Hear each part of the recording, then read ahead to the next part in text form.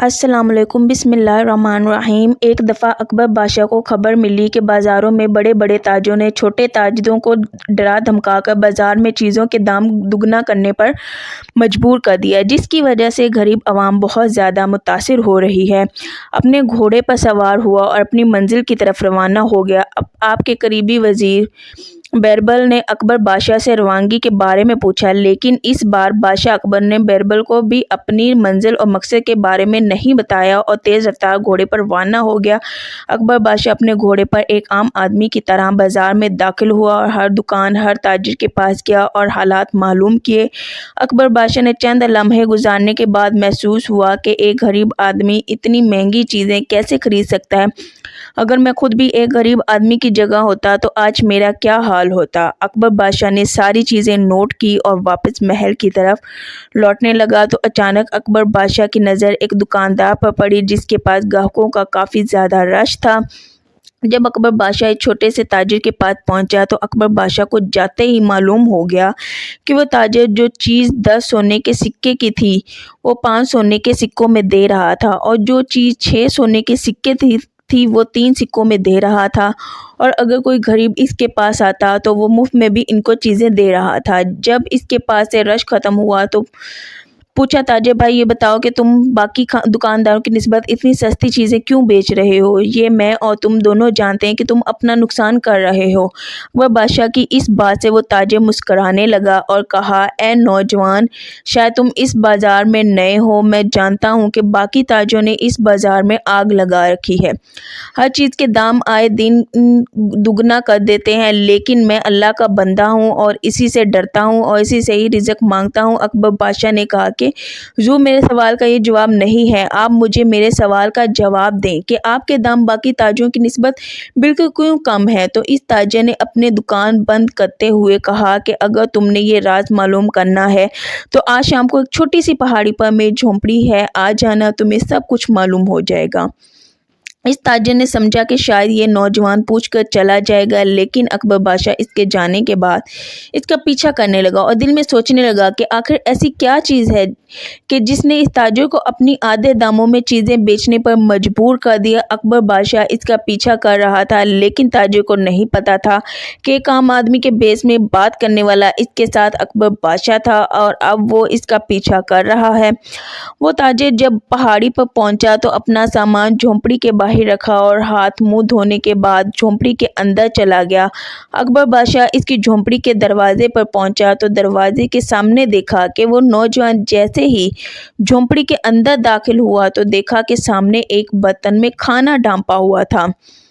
جیسے ہی اس نوجوان نے برتن سے کھانا نکالا تو اس میں بھنا ہوا مرغ اور 3 روٹیاں موجود تھیں۔ اس آدمی نے بڑے شوق سے وہ کھانا کھایا، خدا کا شکر ادا کیا، نوافل ادا کر کے باہر نکلنے لگا تو اتنے میں اکبر بادشاہ اس کے سامنے اور کہا، بھائی، جب سے میں نے آپ کی بات سنی مجھے آپ کی بات دل کو جا لگی اور میں اسی راز سے پردہ اٹھانے کے لیے آیا ہوں، آپ مجھے اس راز کے بارے میں بتا دو۔ اس نے اکبر بادشاہ کو جھونپڑی کے اندر بٹھایا اور دودھ کا پیالہ دیتے ہوئے اپنی کہانی سنانے لگا۔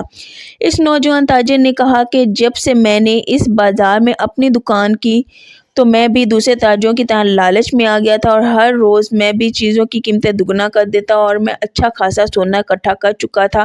میرے دل میں لالچ بڑھتا جا رہا تھا، لیکن ایک دن میں اپنی جھونپڑی میں سویا ہوا تھا کہ اچانک سے ایک آدمی زخمی حالت میں میرے جھونپڑی کے آگے گھوڑے پر رکا۔ میں گھوڑے کے چلنے کی آواز سے باہر آیا، دیکھا کہ ایک نوجوان زخمی تھا۔ میں نے اس کو گھوڑے سے اتارا اور اپنی جھونپڑی کے اندر لے گیا۔ اس کی ٹانگ میں ایک لکڑی کا نوکیلا ٹکڑا لگا ہوا تھا جس کی وجہ سے اس کا کافی خون بہہ رہا تھا۔ میں نے اس کے ٹانگ سے وہ لکڑی کا ٹکڑا نکالا، اس کے زخم کو سلاخ گرم کر کے داغا اور اس کو کھانا کھلانے کے بعد میں نے اس کو بستر پر سلا دیا اور میں باہر کھڑا اس کی حفاظت کرتا رہا کیونکہ وہ لباس سے بہت اچھے خاصے خاندان کا لگتا تھا۔ میں نے سوچا کہ کہیں اس کے پیچھے دشمن نہ ہو، اس لیے میں ساری رات سردی کی رات کو باہر کھڑا اس کی حفاظت کرتا رہا۔ صبح صادق میری آنکھ لگی تو وہ نوجوان میرے اٹھنے سے پہلے جا چکا تھا، لیکن اس نے ایک چٹھی چھوڑی جس پر لکھا ہوا تھا کہ تم نے میری مدد کی، اللہ تعالیٰ تمہاری ایسے جگہ سے مدد کرے گا کہ تمہاری سوچ بھی نہیں ہوگی۔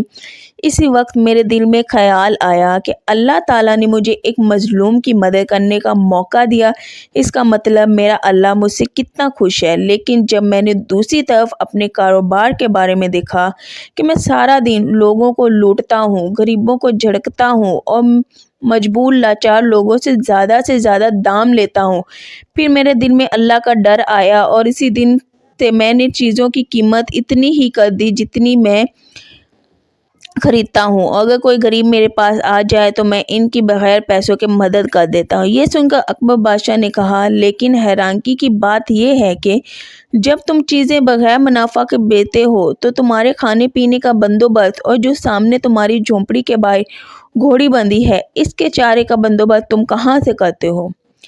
کیا تمہارے پاس کوئی خزانہ چھپا ہوا ہے؟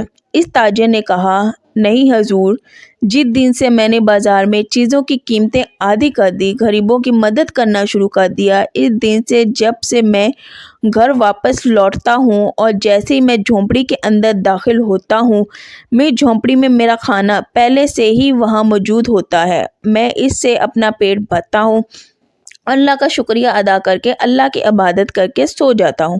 بادشاہ اکبر نے حیران ہو کر پوچھا کہ تم نے یہ معلوم نہیں کیا کہ وہ کھانا کون لے کر آتا ہے، کون رکھ کر پیچھے تمہارے چلا جاتا ہے؟ اس تاجر نے کہا کہ اس نوجوان نے مجھے کہا تھا کہ اللہ تعالیٰ تمہاری ایسے مدد کرے گا کہ تمہیں سمجھ بھی نہیں لگے گی، اور میں نے یہ مدد اللہ تعالیٰ کی طرف سے سمجھی اور میں نے اس سے اللہ تعالیٰ کا ایک راز سمجھا، اور میں نے اللہ تعالیٰ کے راز سے پردہ اٹھانے کے بارے میں نہیں سوچا۔ میں نے کہا کہ یہ میرا اور اللہ کا معاملہ ہے، اس سے چلتے رہنا چاہیے، اس لیے جو رزق مجھے مل جاتا ہے میں اس کو کھاتا ہوں، اللہ کا شکر ادا کر کے سو جاتا ہوں، اور دن کو جو میں اپنا کاروبار کرتا ہوں میں اسے فرض سمجھ کے نبھاتا ہوں۔ اب آپ ہی بتائیے کہ غریبوں اور مظلوموں سے لوٹے ہوئے سونے سے خریدا ہوا کھانا اللہ تعالیٰ کے بھیجے ہوئے تحفے کے طور پر کھانے سے کیا زیادہ لذیذ ہو سکتا ہے؟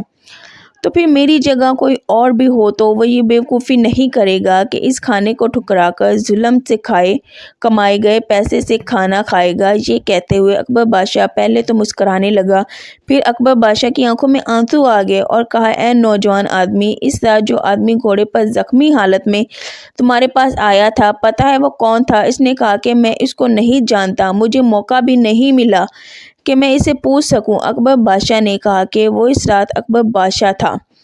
یہ سن کر وہ تاجر بڑا حیران ہوا کہ حضور آپ کیسے جانتے ہیں کہ وہ اکبر بادشاہ تھا؟ اتنے میں پھر اکبر بادشاہ نے اس سے سوال پوچھا کہ تمہیں معلوم ہے کہ وہ کھانا تمہارے لیے کون بھجواتا ہے؟ پھر اس نوجوان نے کہا، مجھے نہیں پتا۔ تو پھر اکبر بادشاہ نے کہا کہ وہ کھانا بھی اکبر بادشاہ ہی تمہارے لیے بھجواتا ہے۔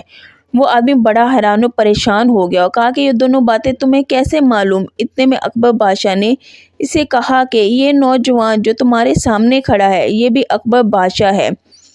یہ سن کر وہ تاجر اسی وقت گھٹنے کے بل اکبر بادشاہ کے سامنے گر گیا اور کہا کہ جتنا اللہ کا گناہ گار آدمی ہوں اتنا ہی اللہ تعالیٰ مجھ پر رحم کرتا جا رہا ہے۔